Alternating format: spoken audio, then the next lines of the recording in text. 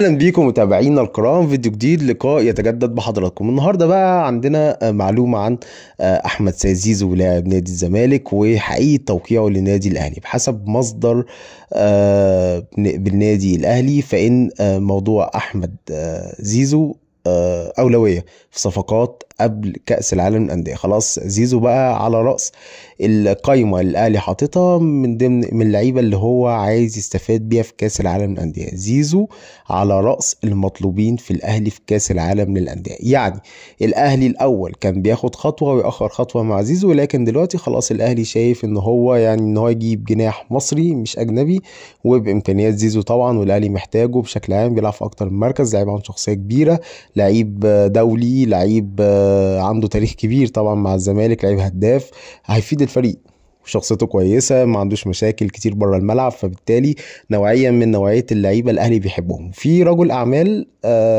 هو المتوسط في الصفقه ديت، يعني هيشيل جزء كبير من راتب زيزو. زيزو هياخد فئه اولى زي كل لعيبه الاهلي اللي هم في الفئه الاولى بالارقام اللي الاهلي محددها بشكل طبيعي.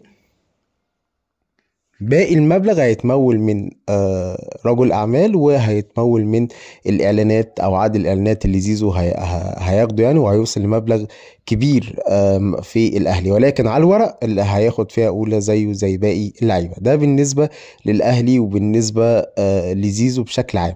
من ناحيه زيزو بقى، زيزو شايف ان الافضل ان هو حاليا، هو الولد شايف ان الافضل ان هو يطلع الخليج، او يعني يشوف عرض بره في الخليج، بيع بشكل يعني. هو خلاص مش هيجدد مع الزمالك، بس ان هو يعني عقد لمدة سنتين او ثلاثة وبعدين يرجع على الزمالك مش يرجع على الاهلي.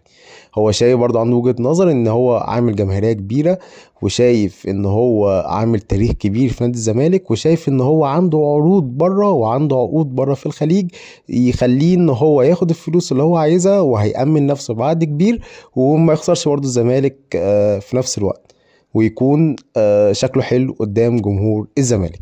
فزيزو هو اللي لسه مأخر خطوة في قصة ان هو ينهي كل حاجة مع الاهلي. ولكن الاهلي عايز زيزو، الاهلي عايز زيزو، زيزو عايز الاهلي. زيزو فكرة الاهلي مطروحة عن زيزو، ومطروحة يعني من ضمن العروض اللي هي موجودة قدامه، لكن هو بيفضل ان هو يطلع للخليج في بعقد سنتين او ثلاثة، ياخد فيهم فلوس كويسة اللي هو عايزهم، وفي الاخر يرجع على الزمالك. هل مع نهاية الموسم هتكون عروض زيزو اللي هي جاية له هي ولا لا؟ زيزو حاليا مش مستواه مش افضل حاجة، طالع نازل، معدلات تهديفية برضو مش اعلى حاجة. هل العروض دي هتفضل موجودة؟ هو ده الحاسم، وهو ده النقطة اللي هتكون حاسمة في نهاية الموسم. هل العروض هتبقى لسه موجودة؟ زيزو لغاية دلوقتي ما مضاش لأي حد. هل في نهاية الموسم هيكون لسه عنده العروض الخليجية بنفس الأرقام؟ هو ده السؤال. لو لسه عنده العروض الخليجية بنفس الأرقام هيطلع الخليج. لو ما عندوش العروض الخليجية بنفس الأرقام هيكون موجود في الأهلي بنسبة 99% أو 9/10.